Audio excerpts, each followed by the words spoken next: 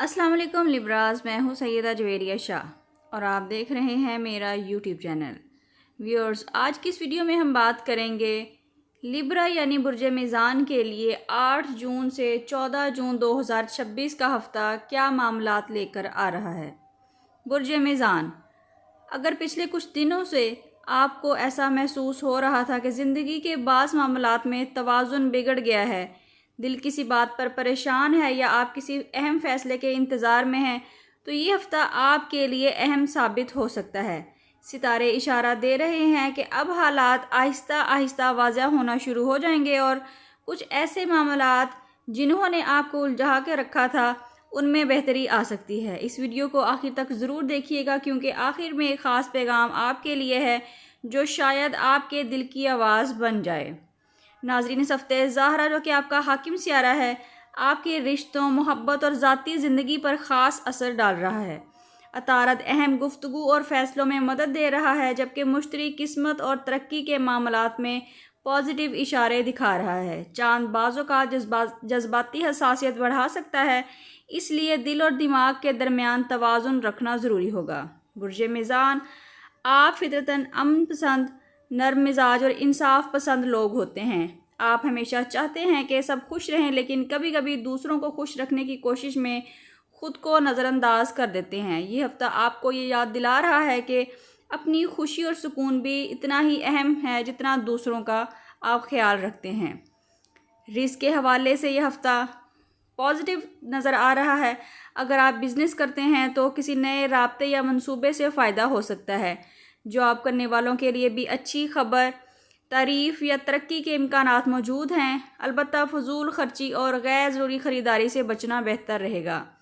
ناظرین، اگر آپ شادی شدہ ہیں تو شریک حیات کے ساتھ تعلقات میں بہتری اور قربت بڑھنے کے امکانات ہیں۔ کسی پرانی غلط فہمی کا خاتمہ بھی ہو سکتا ہے۔ اگر آپ سنگل ہیں تو کسی نئے شخص کے ساتھ دلچسپی پیدا ہو سکتی ہے یا کوئی پرانا رابطہ دوبارہ سامنے آ سکتا ہے۔ جذبات کے ساتھ ساتھ عقل سے کام لینا آپ کو زیادہ فائدہ دے سکتا ہے۔ ناظرین، اسٹوڈنٹس کے لیے یہ ہفتہ کافی اچھا دکھائی دے رہا ہے۔ اگر آپ کسی ایگزام، ایڈمیشن یا نتیجے کے انتظار میں ہیں تو آپ کے لیے پازیٹیو امکانات موجود ہیں۔ توجہ اور محنت آپ کو دوسروں سے ممتاز بنا سکتی ہے۔ ناظرین، جو لوگ بیرون ملک رہتے ہیں ان کے لیے کام، تعلیم یا مالی معاملات میں بہتری کے آثار ہیں، اور جو لوگ بیرون ملک جانے کی کوشش کر رہے ہیں ان کے لیے ویزا، داخلہ یا سفری معاملات میں پیش رفت ہو سکتی ہے۔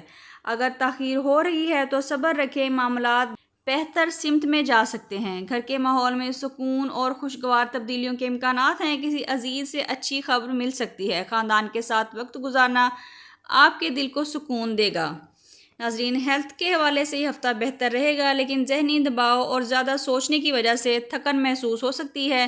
اس لیے اپنی صحت کا خیال رکھیں، پراپر اپنی ڈائٹ کا خیال رکھیں اور پانی کا انٹیک زیادہ کریں۔ اب ہم دیکھتے ہیں کہ لیبرا کو اس ہفتے میں احتیاط کہاں کرنی ہے۔ اس ہفتے ہر شخص کو خوش کرنے کی کوشش نہ کریں۔ بعض اوقات نہیں کہنا بھی ضروری ہوتا ہے۔ مالی معاملات میں دوسروں پر اندھا اعتماد کرنا آپ کو کچھ نقصان دے سکتا ہے۔